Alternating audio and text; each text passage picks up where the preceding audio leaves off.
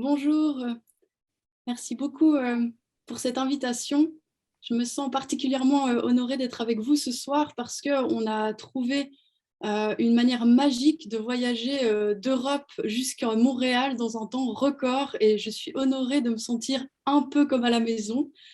Il y a 12 ans, j'ai entrepris un voyage totalement existentiel à Montréal, au pays des pratiques narratives, puisque j'ai eu la chance d'être formée par André Grégoire, avec dans la volée de formation Annie que j'ai rencontrée.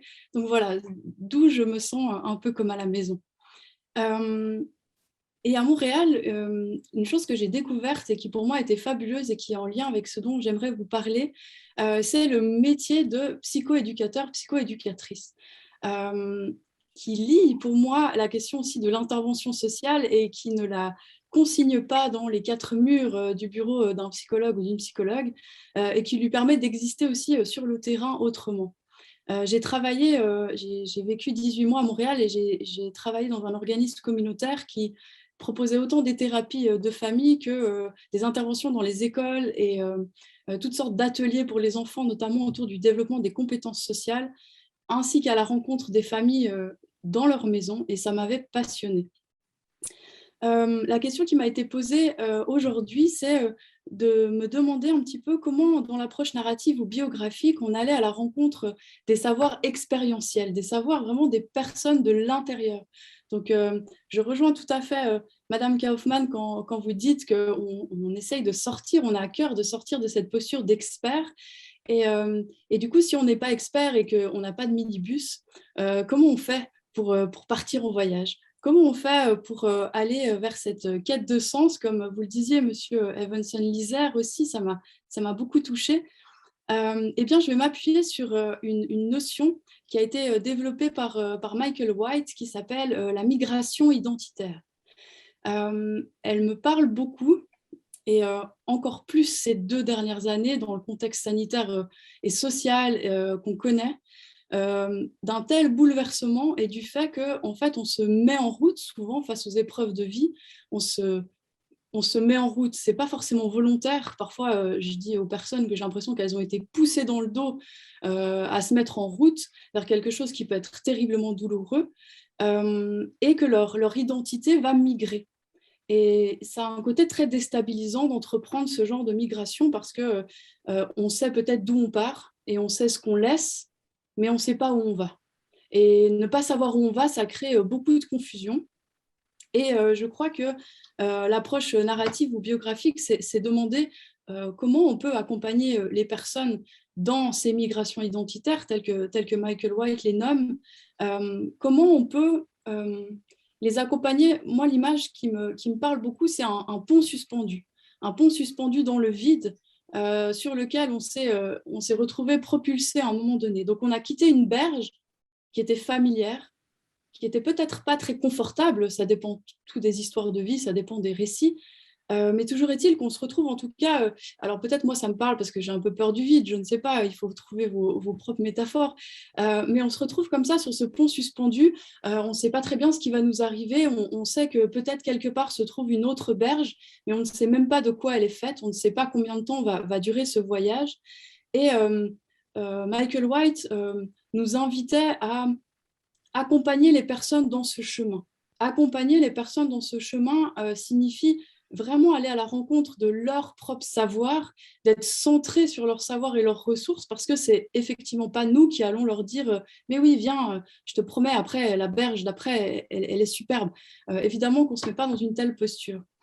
Euh, alors, quelle posture pour aller à la rencontre de ces savoirs locaux populaires?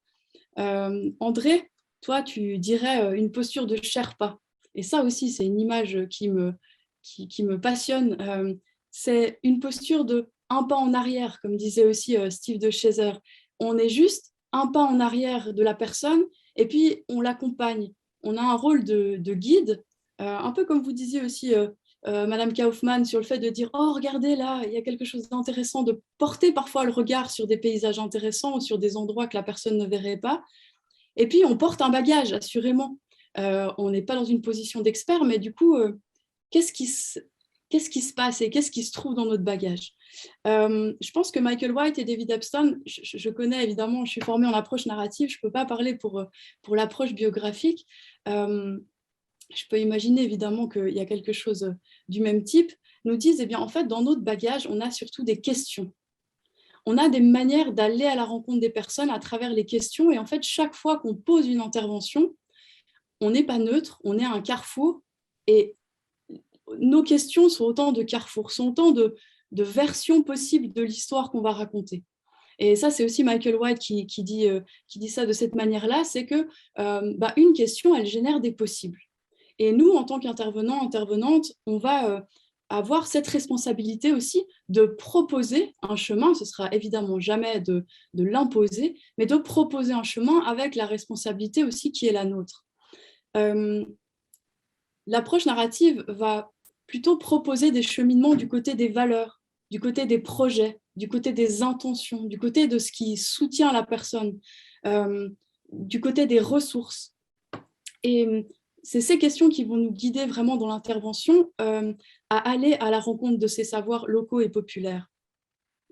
J'aimerais sortir un petit peu de l'article que j'ai écrit pour vous dire aussi la migration dans laquelle je me trouve en ce moment, où en juillet, on est parti avec ma famille, j'ai 3 enfants, et on est parti sur les routes.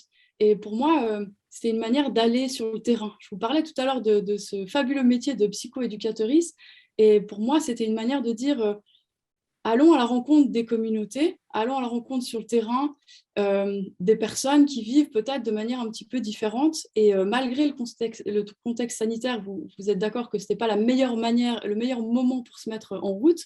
Et pourtant, l'idée, c'était vraiment d'aller à la rencontre des personnes sur le terrain et grâce aux questions et grâce au jeu qui s'appelle Graines de rêve, qui est un jeu thérapeutique dont je parle dans l'article qu'on a développé avec ma collègue Doria Roustan, un jeu qui sert à la fois de voyage intérieur et aussi de mise en lien entre les personnes. Et on souhaitait, avec ce jeu, vraiment aller à la rencontre des personnes, de ce qui leur tient à cœur et de leur propre migration identitaire. Donc, quand je dis migration identitaire, c'est évidemment très, très large et ça comporte toutes sortes d'épreuves de vie. Moi, j'ai l'impression que pour aller à la rencontre d'une personne, une clé aussi, c'est quelle métaphore. J'ai aimé quand Madame Kaufmann, vous disiez, nous, on se met à table, on met la table. Et du coup, ça, c'est une métaphore. Alors, est-ce qu'on on met la table avec les gens qu'on accompagne? Est-ce qu'on se met en route? En fait, comment on va s'y prendre pour vraiment être absolument centré sur la personne ou les personnes, les collectifs qu'on va accompagner, plutôt que centré sur nous en tant qu'intervenants, en tant que thérapeute éventuellement. Peut-être que pour terminer ce petit moment avec vous, j'aimerais vous proposer une question à chacune d'entre vous. Évidemment, vu le nombre qu'on est, on ne va pas y répondre, mais vous pourriez y répondre dans la partie conversée. Peut-être c'est parce que je viens de passer tout l'hiver dans une zone très humide et très froide et que j'ai besoin d'inviter un peu le printemps. Je ne sais pas à quoi ça ressemble à Montréal en ce moment. Mais la question que je vous propose et à laquelle je vous invite à réfléchir si vous avez envie, à partager dans la partie conversée si vous avez envie aussi, c'est si je vous demandais qu'est-ce qui remplit ton cœur de cerisier en fleurs? Ce serait quoi? Et ça m'intéresserait beaucoup parce que je crois qu'on peut aussi aller à la rencontre de vos expériences et vos savoirs locaux et populaires.